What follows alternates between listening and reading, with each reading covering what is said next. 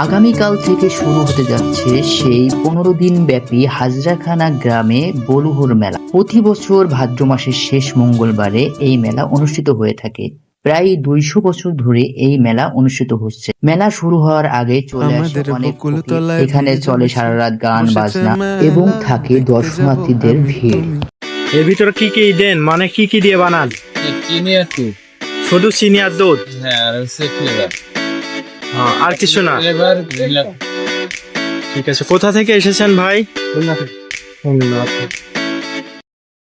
চৌগাছা উপজেলার হাজরাখানা গ্রামের পীর বলু দেওয়ানের মাজার যশোর জেলার একটি বৃহত্তম মাজার। সেখানে প্রতিনিয়ত হাজার মানুষের ভিড় জমে। কেউ কেউ আসে মাজারটি দেখতে, আবার কেউ কেউ আসে আল্লাহর ওলির মাধ্যমে আল্লাহর নিকট হতে কিছু পেতে। বিভিন্ন শ্রেণী পেশার মানুষ সেখানে বিভিন্ন ভাবে মানত করে থাকেন এবং অনেকের বড় বড় সমস্যা ও রোগ নিরাময় আল্লাহ এখান থেকে দূর করে দেন বলে মনে করেন।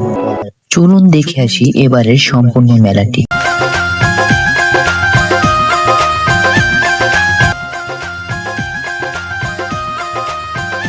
এইবারই প্রথম সেখানে এসেছে একটি আর্ট গ্যালারি ও ভূতের বাড়ি। ভিতরে দেখতে অনেকটা ভয়ঙ্কর, আপনারা আসলে অবতার ভিতরে ঢুকবেন। রয়েছে বন্দুকের গুলি ফোটানোর জন্য বেলুন। এই যে দেখতে পাচ্ছেন সেই কপোতক্ষ নদ, এই কপোতক্ষকে ঘিরেই গড়ে উঠেছে এই মেলাটি। ভাই কিরে কত করে পাচ্ছেন? 10 টাকা করে দেন এক পিস। এই আমাদের শহীদুল ভাই, তার মাখানো খাতি সেই মজা, এবং কিরেও দেয়। পেয়ারা আছে, লেবু আছে, আমরা আছে, মাখানো আছে, সেই স্বাদ। মাজারের পাশেই কপোতক্ষ নদীর তীরেই একদম। রয়েছে বিভিন্ন ধরনের মিষ্টির দোকান, তার পাশে রয়েছে বিভিন্ন হোটেল এবং তারই পাশে রয়েছে অনেকগুলো ফুচকার দোকান, যেখান থেকে আপনারা চাইলে ফুচকা খাইতে পারবেন। আশেপাশে রয়েছে অনেক খেলনার দোকান। দুধারের রাস্তা বেয়ে চলেছে সব খেলনার দোকান এবং বিভিন্ন রকমের দোকান।